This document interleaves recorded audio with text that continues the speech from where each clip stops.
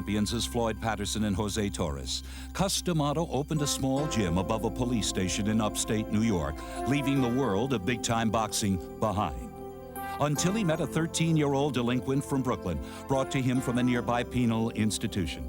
Cus knew if he would dig deep enough with this troubled youth, he would uncover a jewel. Back and forth like this. Okay. I'm not a creator. What I do is discover and uncover. See, my job is to take the spark and fan it. When it starts to become a little flame, I feed it. And I feed the fire until it becomes a roaring blaze. And then when it becomes a roaring blaze, I pour huge logs on. And then you really got a fire going. He had taught many boys the sweet science, sharing his large home in Catskill with them. But one boy in particular stood out not only in the ring, but in Cus's heart. When I was 14, Cus used to tell me about all this. We would talk about the old fighters or something, and then we go to another hour, we talk about girls.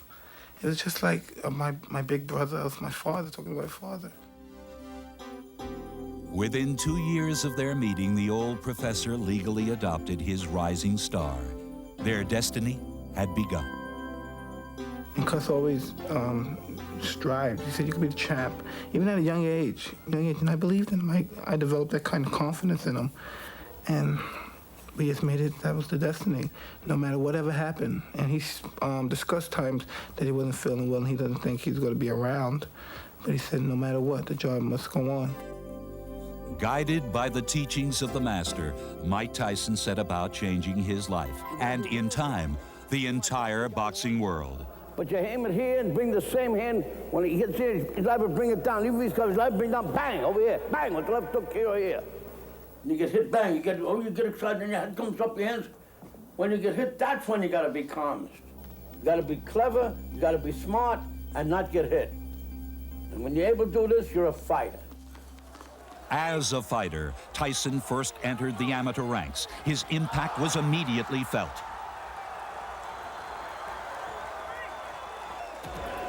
After a successful amateur career, Mike Tyson now stepped into the ring as a professional. It was a new game for the 18-year-old. He would be up against stronger, more mature competition. But he had trained for this moment, and he had learned his lessons well.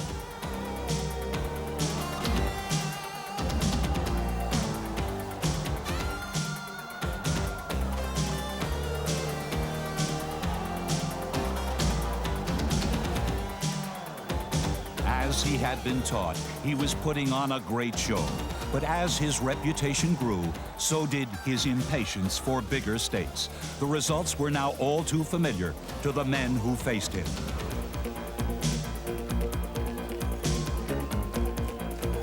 With Cus D'Amato's guidance, Mike had gained the respect of the public and his peers.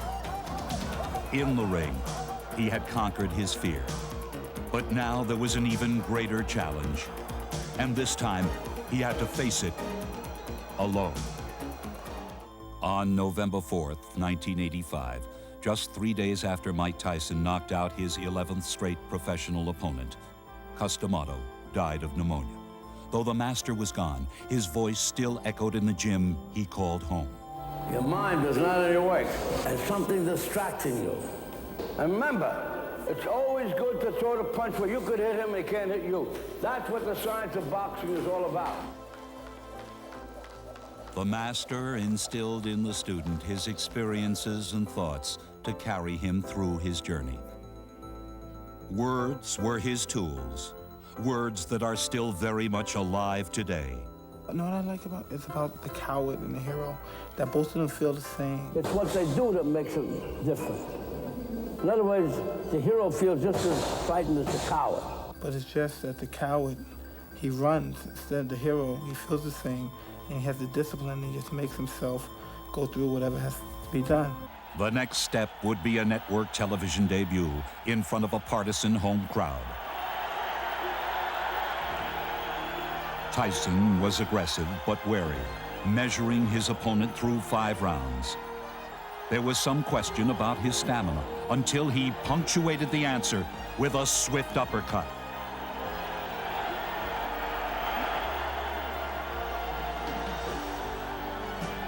Ferguson barely held on until disqualified for staying too often in the clinch. Mike Tyson had staged an impressive first effort for a rapidly growing number of fans.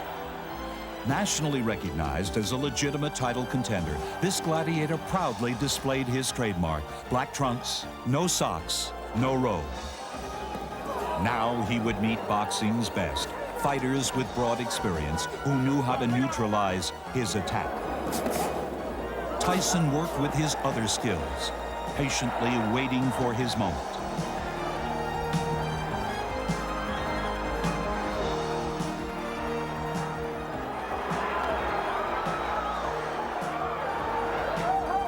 But this was a tougher breed of boxer than he was used to, and despite the victories, it was hard for him to control his frustration.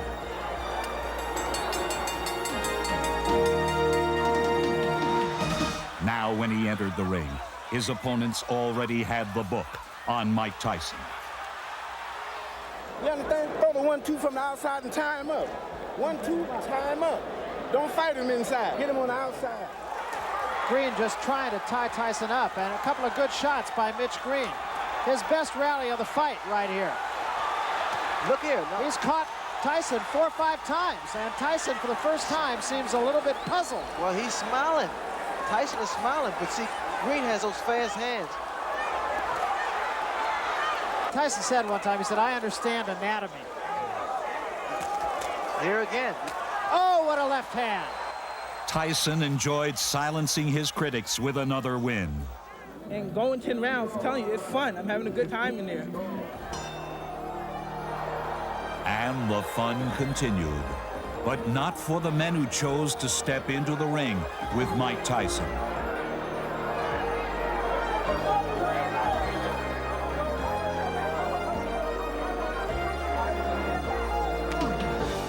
Theirs was a different fate, one that came all too swiftly.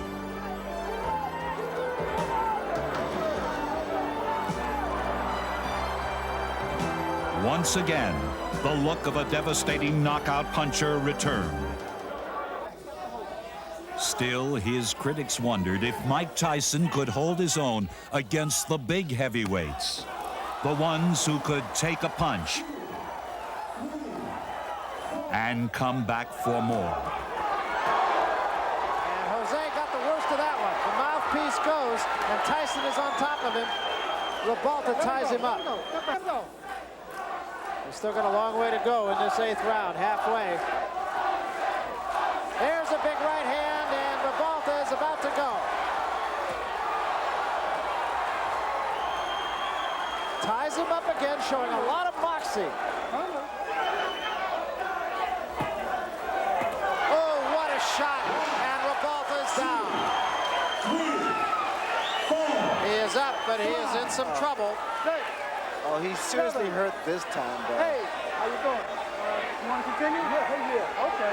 Oh, so do you want to continue? He said, yeah, hell yeah. That's a fighter. And that's it. With another knockout in his next fight, he had completed all the lessons. Mike Tyson was ready to graduate. This is the main event of the night. 12 rounds of boxing for the WBC Championship of the World. At age 20 years, 4 months, and 22 days, Mike Tyson could, with this win, become the youngest heavyweight champion ever, surpassing the record of Floyd Patterson. The key in this fight for Tyson is to be patiently aggressive, not to fling himself into clinches as he has done.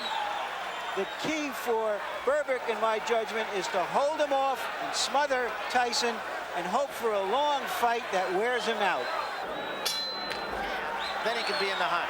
Well, I feel is imperative for both fighters to keep those hands high. Both wearing black, Berbick with the high black stockings. Left hook, Tyson. What Berbick's trying to do, he's trying to overpower Mike Tyson. And he's abandoning doing what he normally does best, and that is to use his whole body, to use those broad shoulders.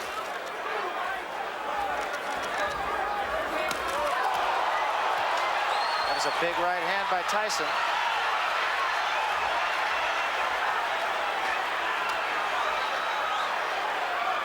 This crowd is right into this fight, right at the bell. I would not be surprised when these guys go down because they're throwing big shots, and both fighters are a little cold, a little stiff here. A little tight. Right hand, Tyson, and a left behind it.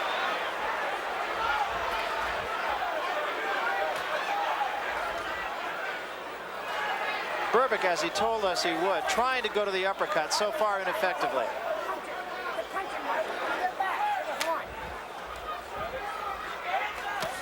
Big right hand, Tyson.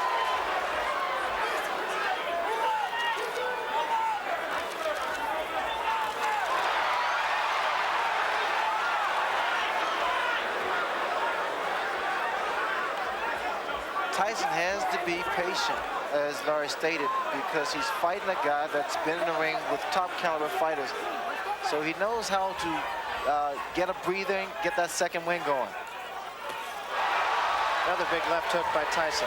Mentioned this earlier, but Tyson's punches even sound different than most heavyweights.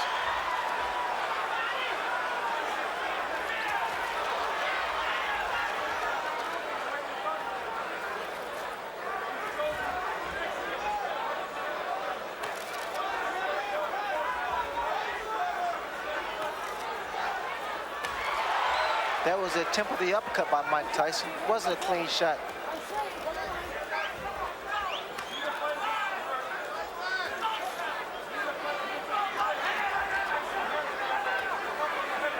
Shepard appears to be trying to keep Tyson backing up, making him fight his fight.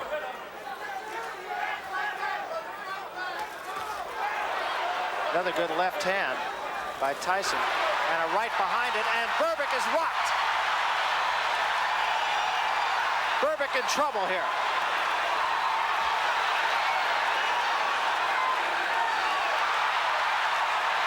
Berbick just trying to get through the round. He's hurt, no question.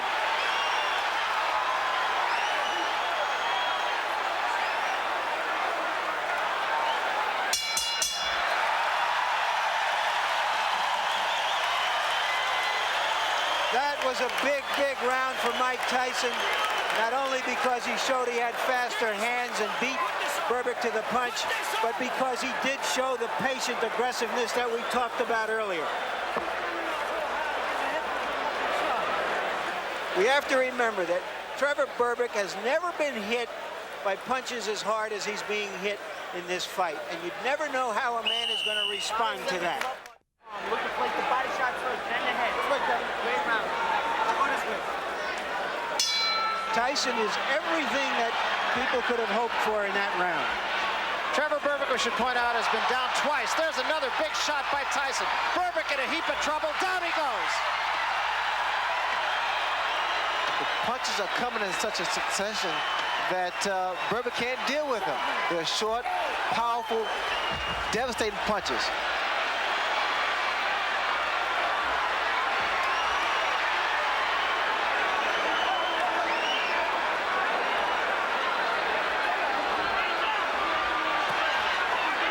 Berbick is still hurt.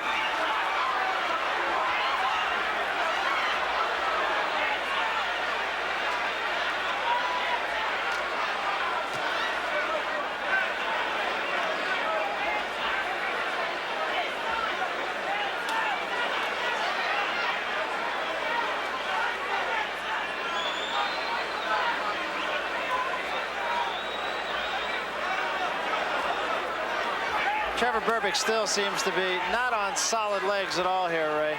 Well, again, you notice that my man is being patient. Tyson's being very, very patient, which was a big concern from a lot of other boxing people. He's being patient against a guy that has a great deal of experience. He's not wasting any punches. Trying to tie Mike Tyson up here, just kind of hang on and get the cobwebs out. Oh, another big right hand, and Berbick is in trouble again. Tyson is perpetual motion, and the reason he's so dangerous, Barry, because he continues to throw those punches. One thing I've noticed in Tyson, he actually turns southpaw because he can knock you out with either hand.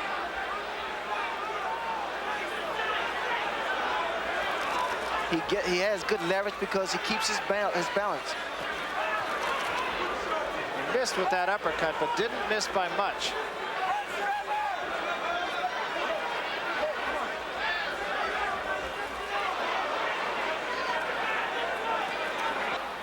See, you understand the puncher power of Mike Tyson. All you have to do is watch this replay, and Trevor Berbick has a very durable chin. He has never been hit that hard, that often by any fighter. Just tremendous shots and very quick hand speed. He set up the last knockdown with a shot to the body and came right back behind it.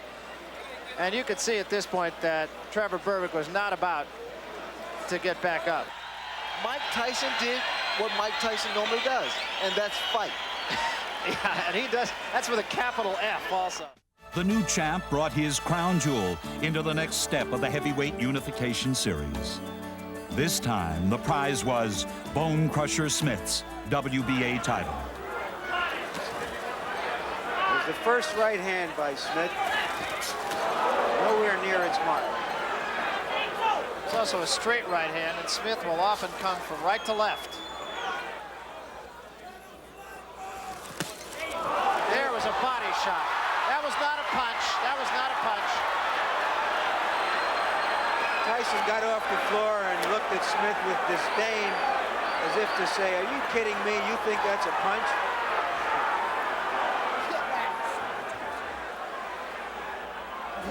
Maybe his game plan well. He thinks you're going to get tired. Maybe just show him that you ain't going to get tired. You understand? Spit it out.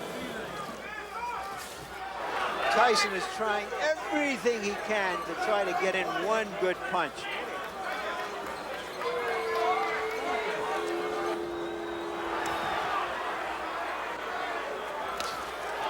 There was a right hand by Smith.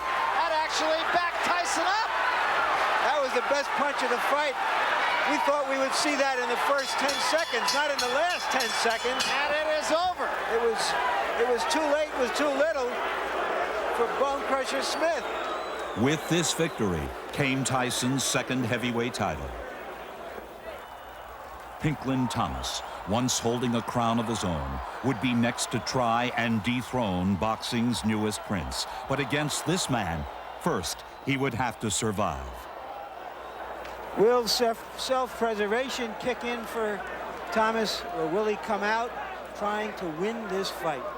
Took a deep breath before the opening bell. Not a bad idea against Mike Tyson. Tyson is a 6-1 favorite. Tyson starts out with the right hand. Well, you notice there's a much more aggressive Mike Tyson than there was with Bone Crusher Smith. You notice that what happens inside here, we see some clinching. That's what exactly Bone Crusher Smith did. But inside, you may see that Mike Tyson still works. He still throws punches. He's not giving Thomas a chance to unload that jab. What Angelo Dundee wants Pinklin Thomas to do is give him angles. Don't stand directly in front of Mike Tyson, because you see here, Mike can throw punches from either angle and with a lot of power.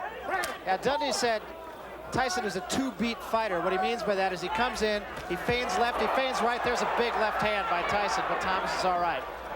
You know why Tyson's able to nail so many guys is because he doesn't throw one or two punches. He throws a series of combinations, and one of those punches is going to land. The left hook there.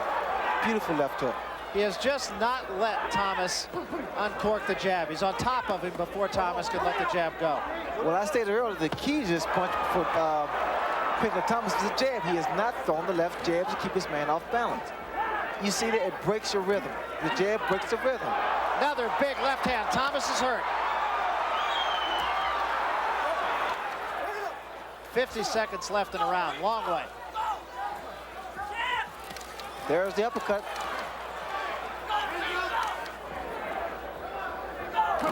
And a big left hand right on the jaw of Pinklin Thomas. Thomas is in all kinds worlds of trouble. Still 30 seconds to go in the round.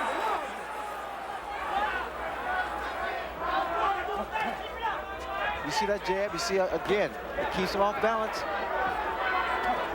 And now Makes him reach. It's also starting to go side to side pretty well, too. That jab, as long as you use it consistently, will keep anyone off balance. It'll make you reach in, the right hand will land, and you'll find it'll be a much easier fight.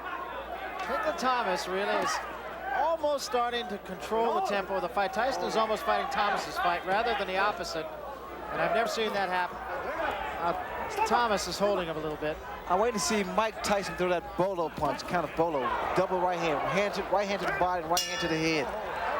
That's another round for Pinklon Thomas, in my book.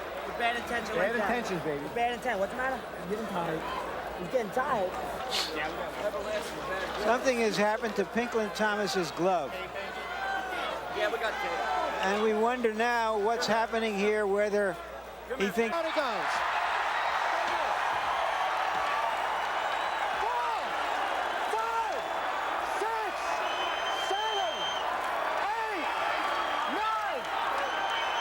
It's over. It is over. Thomas did not make it by the count of 10.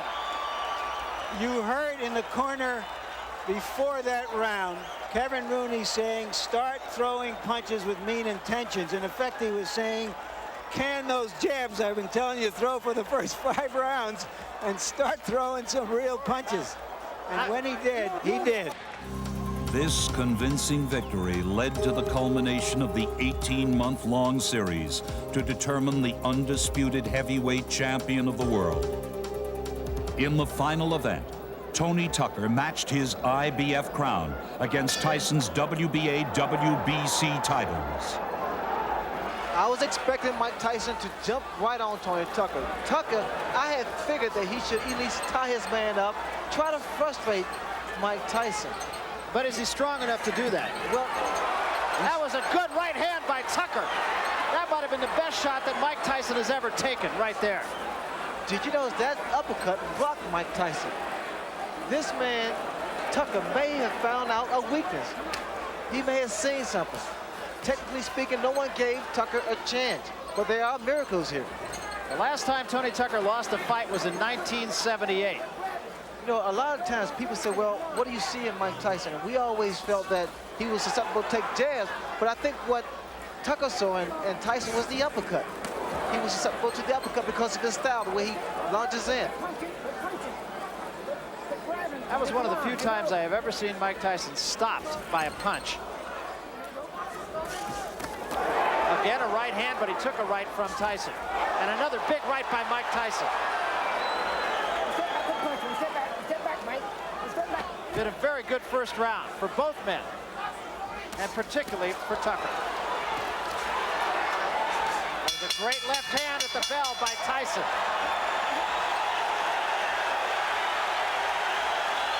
Well, Tony Tucker is a 10-to-1 underdog. He wasn't 10-to-1 in that round. You gotta go to the body first. But just like that in the end, you start to pick it up a little bit. You gotta come alive a little bit. You understand me? Yeah, how you feel? You feel right? You're not too far.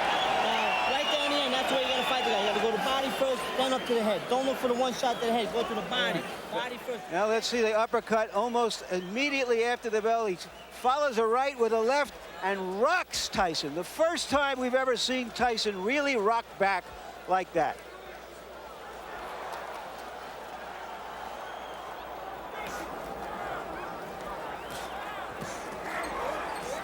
There was a good right hand again by Tucker.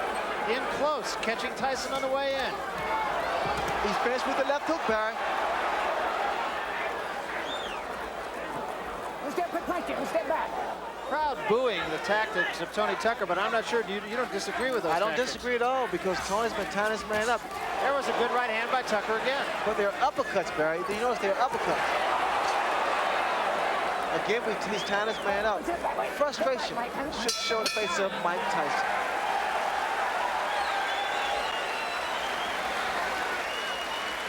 There has to be concern now in Tyson's corner. This is the most competitive fight he has ever been in. He's throwing one punch at a time. He makes you miss it, then he pops it at one time. You understand?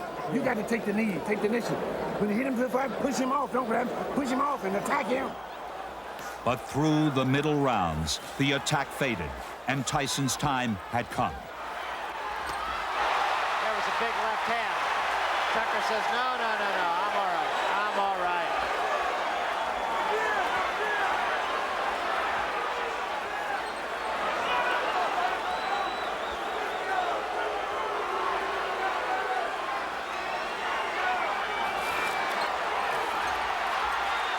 Tyson finishing with a flourish. And so is Tucker. Great finish to a pretty entertaining evening.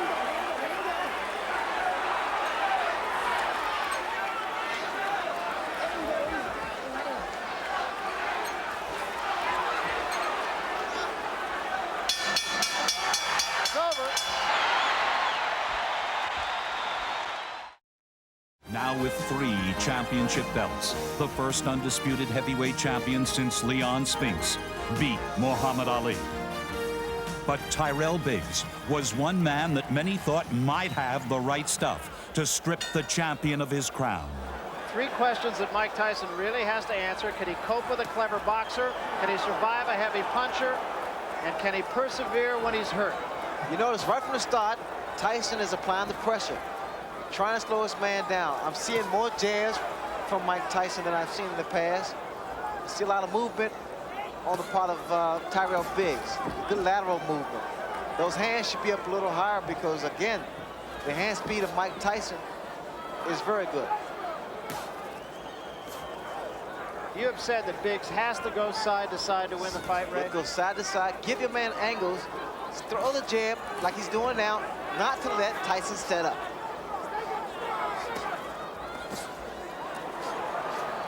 Tyson also said that he has found a pattern in Tyrell Biggs that he feints to the right before the punch actually is thrown. Well, whatever he does, the fact that Tyson has to set up to get that kind of leverage. See, a good snapping jab is very effective. Whether or not Biggs can keep this up is yet to be seen.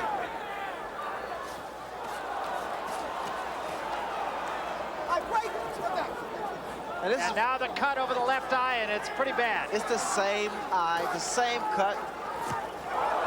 And another big left hand, and Biggs is hurt. That 6 was beautiful. Let's see, 6-5-1, 6-5-2-1. Oh, come on, this guy's gone. Now listen, come on, you're better fighter than him. Fire from your chin, though. The guy can't fight inside, so if you got no legs, fight him inside if you got. Those numbers you heard were a fight combination. Customato, the mentor of Mike Tyson, used to put numbers on the different fight combinations, and Kevin Rooney is Tyson's disciple. I heard something interesting in Biggs' corner. Benton told him, his trainer said, if your legs are gone, stand there and fight him. Stand toe-to-toe and fight him. So apparently the legs of Tyrell Biggs are shot.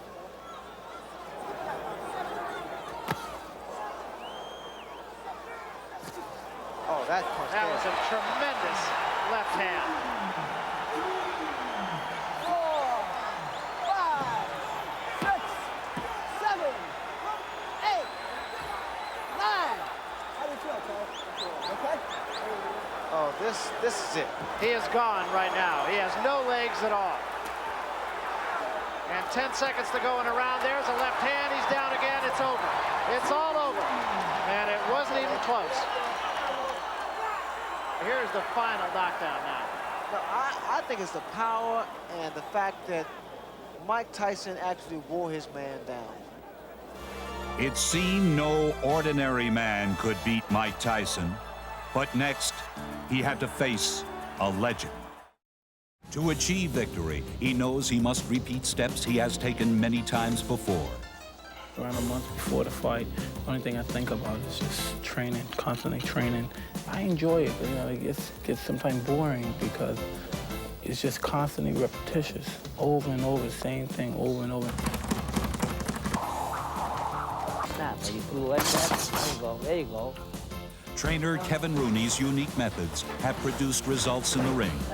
Well, the purpose of the slip bag is to get the fighter moving his head, to get him in the habit of moving his head correctly.